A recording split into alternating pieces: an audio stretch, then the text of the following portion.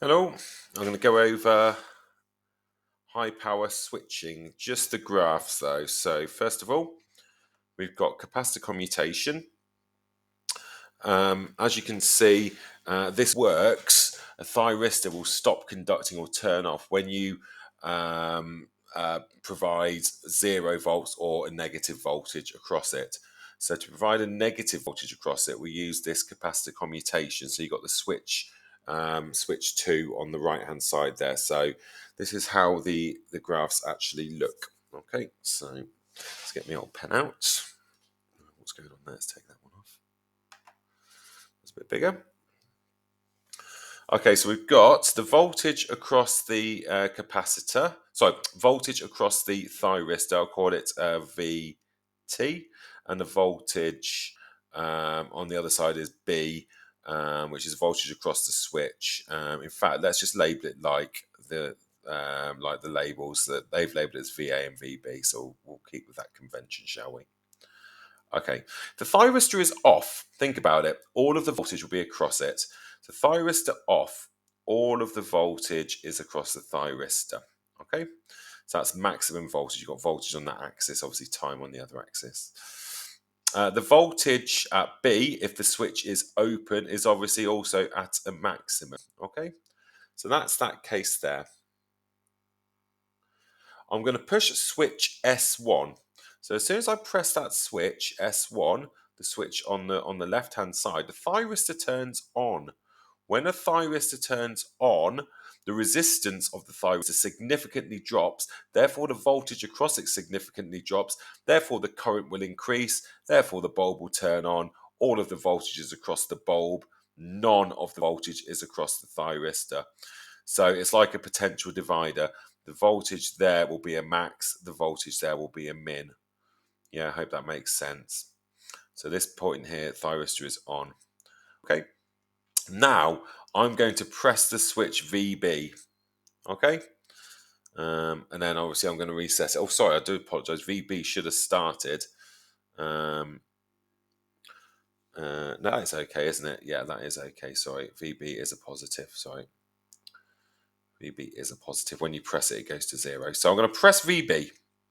Let's press it there. So I've pressed switch VB. So what's gone on is as soon as you press the switch VB, what happens is the voltage across or voltage at the capacitor drops, and therefore the voltage at the other side of the capacitor drops by the same amount. So essentially VA will drop by the same amount VB will drop by. Okay, and that's because the potential difference changes straight away, but actually the charge on the capacitor plate cannot discharge straight away. So you'd have charge on that plate and it cannot discharge straight away. So it takes time. So this voltage has to drop by the same amount as the right hand side of the plate. So left hand side of the plate will give you, it's kind of like a voltage spike. So it'll go down like that. Okay. Then when the charge does sort itself out, it will go back up. And then obviously when it goes back up, the thyristor is now off. If the thyristor is off, all of the voltage is now then across it.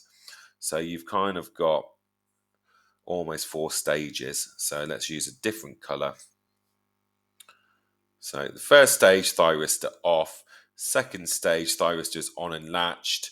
Third stage is where we essentially reset it. And then fourth stage off again. So look in the notes to write those 4 stages down. Okay, that's done sorted. Hope that makes sense. The other thing you can get asked is obviously your bog standard Ohm's law. They tell you the gate voltage, they tell you the gate current, work out the gate resistor, dead easy. It's all stuff from last year, isn't it? It's all comes back round. It's the same stuff now.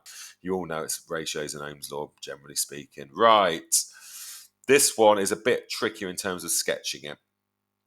So you've got a triac, which is like an AC version of a thyristor. So it will basically turn on in both directions as soon as you get past the trigger voltage.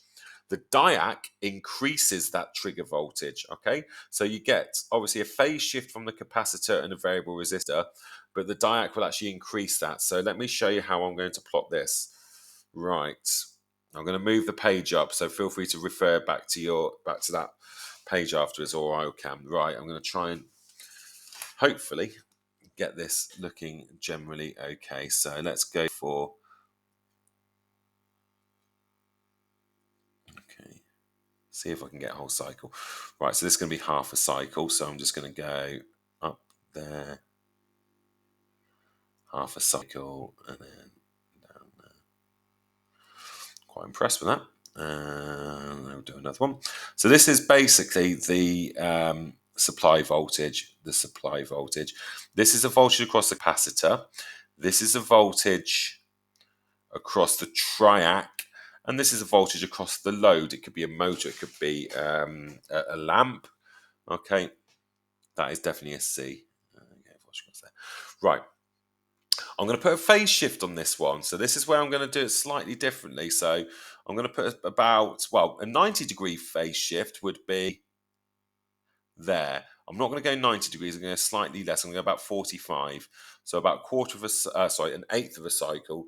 So let me just dot these big ones down first, just so we know where a whole cycle is. And I'll change the color so it's a bit different for you guys. Okay, so let's just do that first, so we know that. A bit neater than that, Daniel. Okay, so let's use a different color, shall we? Let's go for a nice indigo type color. Right, okay, so I'm going to give you a little phase shift here. So let's just do that. You can see I've done it a little bit after each cycle. So right, so and again, the height of it is actually going to be slightly less, but you don't need to worry too much about that because obviously you know a voltage across a capacitor never actually goes as high as the supply voltage because it takes time to sort of charge and discharge, if you see what I mean. But don't worry too much about that. Right, so that's that one. I'm going to put my trigger voltage on. Let's go for a black there. So my trigger voltage is this. Don't forget, trigger voltage is higher due to the diac. If I didn't have that diac there, this dotted line would be really, really low down to the 0 volts. Bearing in mind we're going up to it's mains, we're going up to almost 339 volts peak. Yeah, so I hope that makes sense. Why that's that's that high. Yeah, because obviously the diac is around about 25 to 40 volts. So there's my trigger voltage. Right, this is significant now, this trigger voltage. Okay, so the supply voltage is now going to be shared. I'm going to have to go for a different color yet again. Oh, gone to the wrong one. I'm running out of colors. I'm going to have to go green. I do apologize if you're sort of colorblind or struggle with that color. Right, so this is a trigger voltage here. So let's have a look at that. Oh, also it has a negative trigger voltage, doesn't it? So let me just go back and show you a negative one, because obviously a triac, the idea of triac is it will turn on in the positive and the negative. So sorry, I just put that one on as well, so you can see both of them. Right. So the first one, this is a trigger voltage. So this voltage here, let's just go down there. Okay, so the voltage across the thyristor, it's going to obey that shape like that, go up to there, off. That's the voltage across the thyristor, that bit there. Then, obviously, all the voltage will be across the load, which I'll do in, let's go for red. So the voltage across the load will be the other bit. So it'll be this bit here. I haven't gone red, I've gone for a different colour, but there you go. It will be that bit there, round to there. That is, can you see that bit there? Can you see that the red and the orange both add up to make a whole wave? Let's do the negative one. It's going to turn on again, isn't it? Look where it's going to turn on again. When the voltage across the capacitor goes past here, I'll put a big X there so you can see where it turns on. So let's see if I can sketch that. Okay.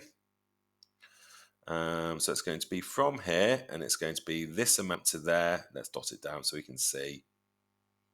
Be that amount to there, about to there-ish. And I'll put it in there so you can see where it is. Yeah, can you see that bit? Let's go back to my old orange. And then we'll do the other bit. So that's going to take up that bit. Obviously, it's going to finish there. And it's going to be that sort of whoosh kind of shape. It's going to be that bit there. I don't think the exam will expect you to do all of that, but I hope me going over that has made a little bit more sense in terms of how to do it. I would probably get some graph paper and just try and sketch that off the bat and see how you go. But I hope that makes sense with that graph there, why it gives you the phase shift, why you need the diac there. The other thing about diac is, or another advantage is the thyristor slowly, sluggishly turns on. Like if you remember for a transistor, you've got three regions: off, active, saturated. In the active region, it wastes power, all of this. Same with a thyristor. So if you have a diac, as soon as you get 30 volts, for example, across it, it will instantly turn on, which will instantaneously turn the triac on. So that's another advantage of having the diac there. So there's a couple of advantages for you. It's in the notes as well on lesson 2 folder.